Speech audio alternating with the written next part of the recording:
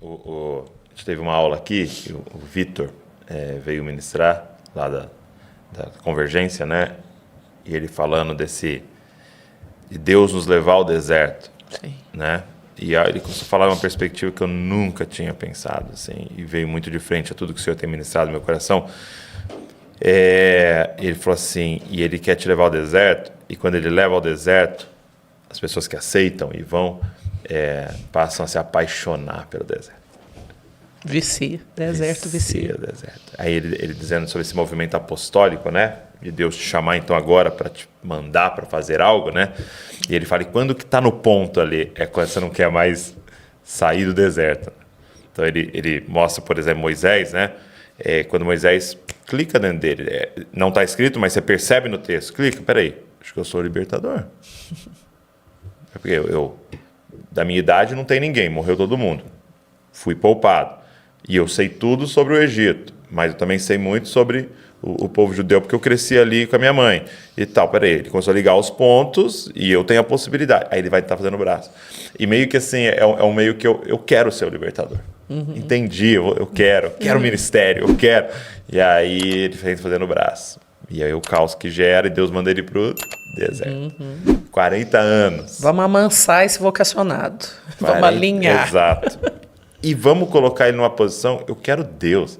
Agora eu achei um lugar aqui que eu tenho ele e só ele, né? Sou eu, as ovelhas e ele. E é muito esse contexto que Deus vai chamando todo mundo, né? Só tenho ele. E aí Deus fala, agora você é o libertador, vamos? Não quero. E interessante... Manda outro.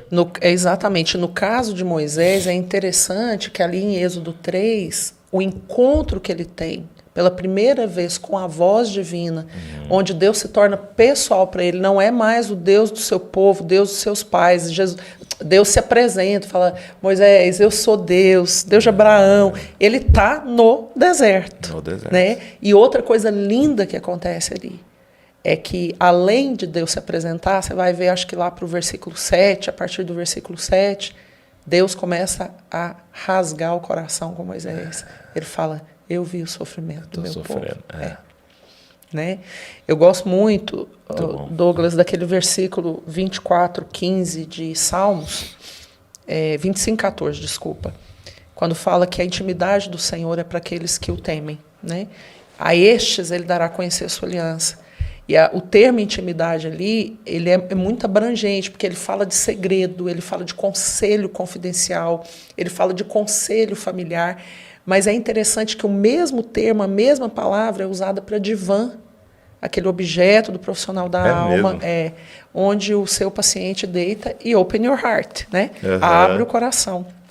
Só que no contexto de 25:14, quem está no divã para rasgar o coração é Deus. Então ele fala assim, o que está dentro de mim é para ter acesso. Eu vou entregar para os íntimos. Eu vou entregar. E esse que me honra é aquele que vai me priorizar. É aquele que vai mudar a sua agenda. E aí a gente vai para o centro nevrálgico de toda a nossa vida cristã. A nossa primeira missão é nos relacionar com o Senhor. Marcos 3:3, o Senhor chamou para junto de si e depois os enviou a pregar. Ele estabeleceu um padrão. Primeiro é para mim, é together aqui, eu e você. Aprender a ouvir, rasgar coração, práticas devocionais, solitude, silêncio, contemplação, lectio divina, seja o que for. Então você acessa os meus segredos e daí você produz um serviço excelente. Né? Então é esse chamado para ele que nos impulsiona para fazer o que ele quer, do jeito dele, porque nem tudo que é legítimo é para nós. Né? Nós não vamos abraçar tudo que é legítimo. A gente precisa saber o que ele quer que seja abraçado por nós. Isso que é obediência, né? Exatamente. E eu lembro, até foi uma conferência do Desascope, né? Que meu pai sempre me ajudou muito, né? Meu pai sempre foi um cara muito... tudo que ele podia, né? E eu lembro que numa conferência do Desascope eu fui lá, falei, pai, você me empresta as câmeras para eu poder fazer a filmagem, né? E ele me emprestou aí o equipamento dele, aí até alguém que trabalhava para ele foi lá me ajudar e fazer e tal. E aí eu lembro que terminou, né, a conferência e tal, e eu fui conversar com ele. E meu pai, assim, abriu o coração que estava chateado. Por quê? Porque ele estava precisando de uma ajuda em algo E eu nunca reparei que ele estava precisando de ajuda naquilo. E eu nunca perguntei.